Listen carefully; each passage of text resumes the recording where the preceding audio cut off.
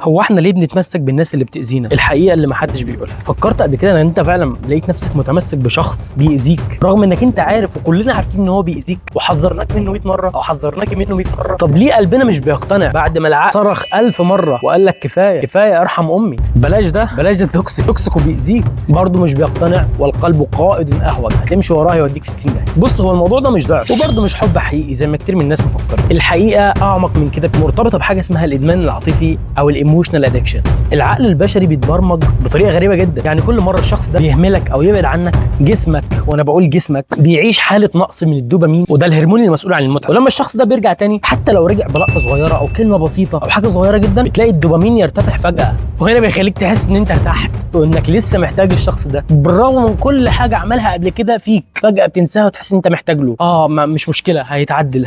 بتحاول تخلق اعذار ليه من غير ما هو ما يعتذر اصلا، بمجرد رجوعه بس. اللي حصل هنا فعليا هو مجرد انسحاب من اعراض الادمان العاطفي، مش راحه عاديه خالص.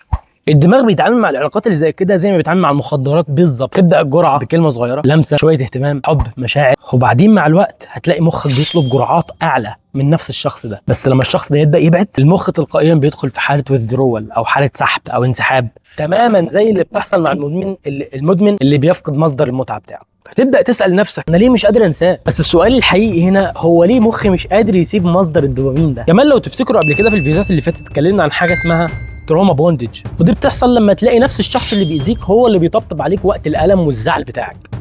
فتلاقي ايه ده؟ عقلك وقتها بيتلخبط بين الالم والحب ويبدا يربط الامان بالشخص اللي وجعك. يعني كل مره يأذيك وبعد كده يرجع يعتذر او يحن، على طول المخ يبدا يسجل ان الراحه جايه من نفس المصدر اللي سبب الوجع. فتبدا العلاقه تتحول لدايره مغلقه من الم ثم راحه ثم الم ثم راحه، وهي ايه؟ زي الملطشه. وانت واقف جوه الدايره دي عامل زي الاطرش في الزفه، بتحس ان انت مش قادر تخرج لان انت بقيت اسير للتناقض اللي بيحصل ده، مش فاهم. بتحاول تفهم وبتحاول تشوف ده بيحصل ليه، ومخك ودماغك وقلبك مليانين بكميه اسئله، ليه بيعمل كده؟ طب هو ليه؟ بس هنا في حاجه في العمق النفسي اسمها الاحتياج غير المشبع او الانميت نيد، اللي بيقول لك ان الناس كتيره بتمسك في الشخص اللي بيأذيها عشان ممكن تكون بتشوف فيه انعكاس لحد زمان قبل كده كان المفروض هو يحبه وما عملش ده، او ما حبوش بالطريقه الصح. فالعقل التلقائي بيفضل يحاول يصلح المشهد اللي موجود قبل كده في ملفات الذاكره من خلال العلاقه دي، كانك بتحاول المره دي تثبت انك انت تستحق الحب اللي ما خدتوش. لكن للاسف كل محاوله انت بتحاول تصلح فيها بتعيد نفس الجرح تاني بس بصوره جديده. فلو انت بتسال اعمل ايه او عاوز تقول لي طب اعمل ايه او اتصرف ازاي، ابدا اولا بالوعي. والوعي العاطفي هو يعني حاجه شحه جدا في مجتمعاتنا. اول خطوه عشان يبقى عندك وعي عاطفي وبامانه انك انت تعمل لي فولو،